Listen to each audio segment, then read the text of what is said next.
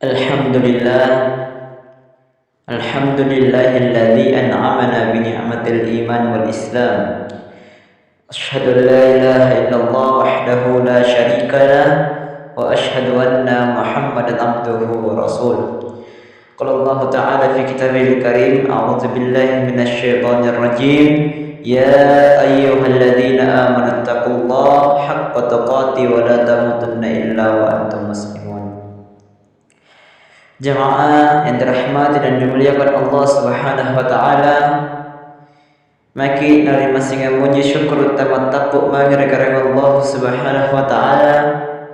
Na iya dikarangan sadaki papinyamang nikmat yang begitu banyak, baik yang berupa nikmat iman, kesehatan dan kesempatan, sehingga alhamdulillah pada hari ini kita masih diberikan nikmat kesehatan serta iman oleh Allah Subhanahu wa taala untuk menjalankan kewajiban kita, dan alhamdulillah kita masih diberikan kesempatan oleh Allah Subhanahu wa taala untuk bertemu dengan bulan yang mulia ini, bulan yang suci ini, bulan yang penuh ampunan, bulan yang di dalamnya terdapat banyak keuntungan, yakni bulan suci Ramadan.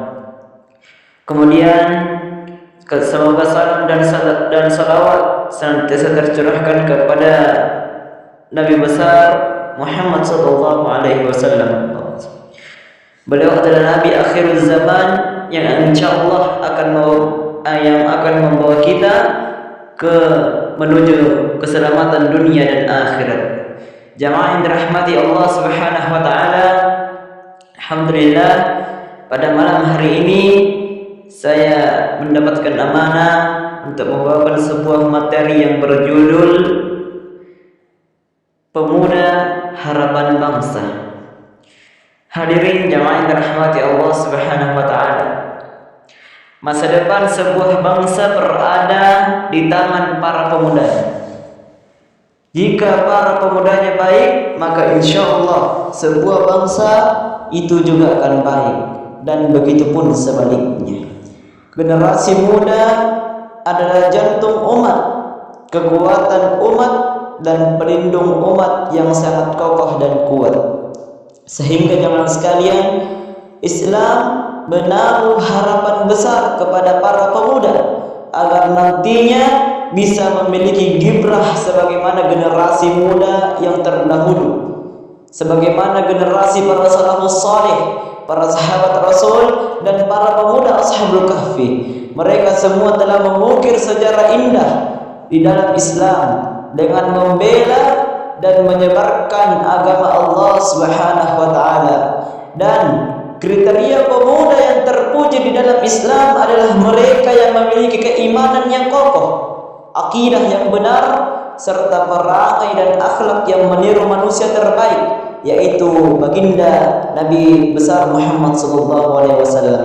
Jadi pemuda yang jadi kriteria pemuda Islam itu punya iman yang kuat, akidah yang benar, dan kelakuan ataupun sifat seperti meniru Nabi besar Muhammad sallallahu alaihi wasallam.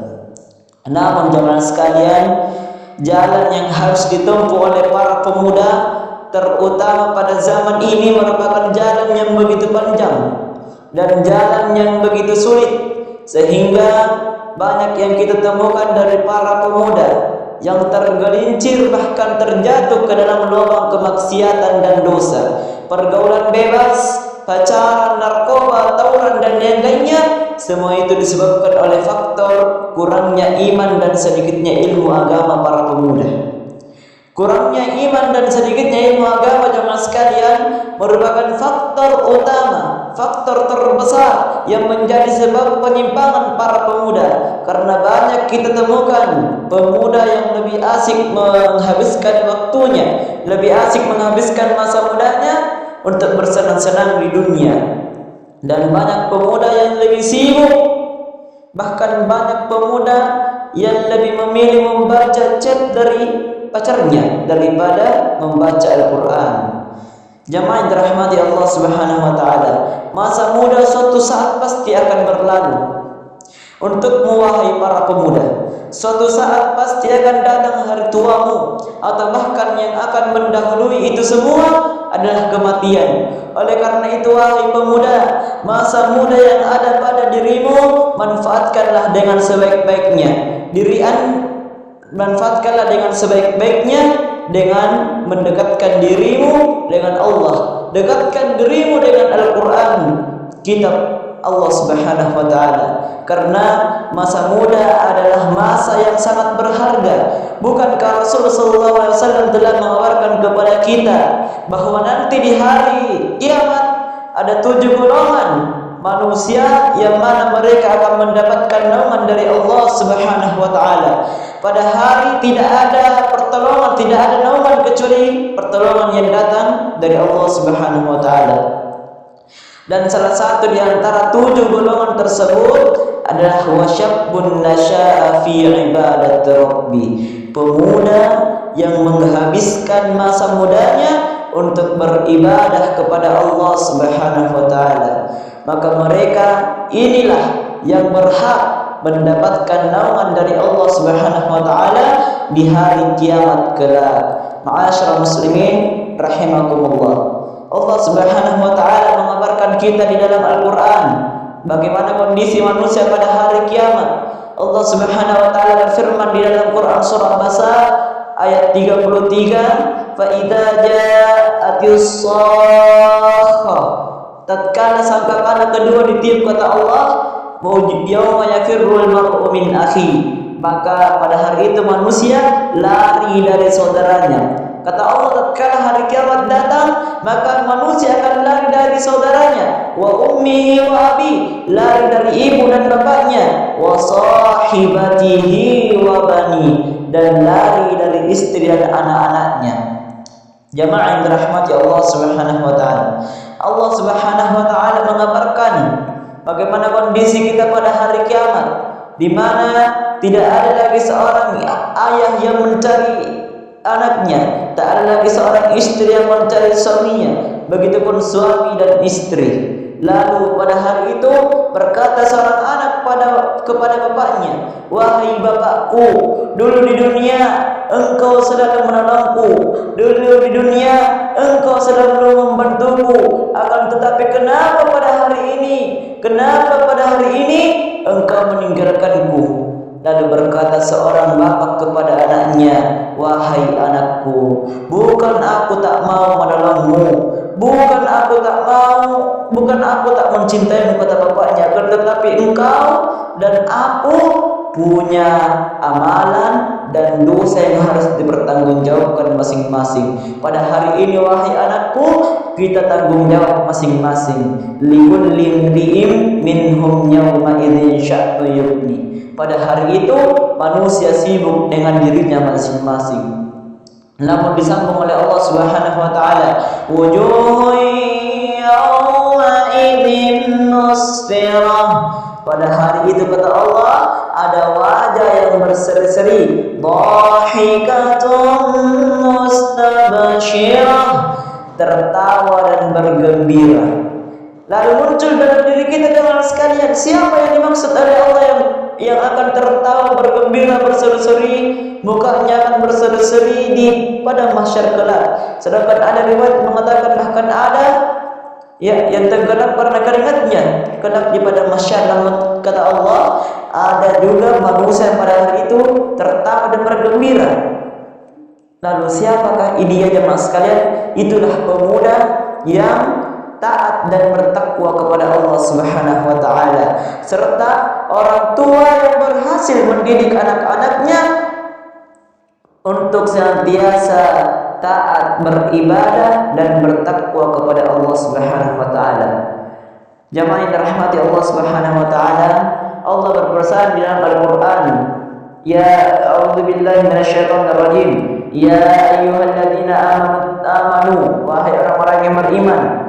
Allah berpesan kepada orang-orang yang beriman saja, qu anfusakum wa ahlikum nara, jaga dirimu dari api neraka. Wa quluhan nas, kata Allah, yang bahan bakarnya dari manusia, wal hijarah, dan batu.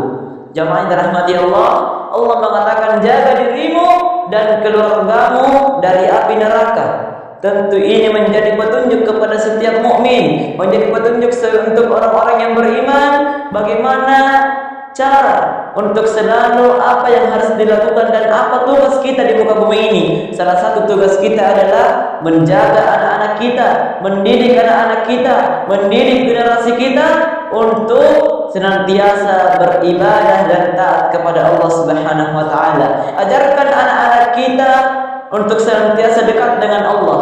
Ajarkan anak-anak kita untuk senantiasa dekat dengan Al-Qur'an.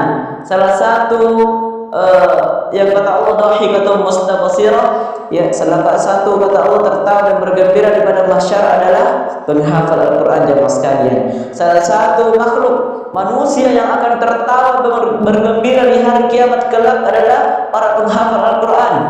Ya, jemaah sekalian, kalau kita punya anak yang bergelarkan profesor, doktor, doktorandes dan sebagainya, ya, maka seharus mungkin dan sebisa mungkin kita harus memiliki anak atau cucu kita yang bergelarkan hafiz Quran.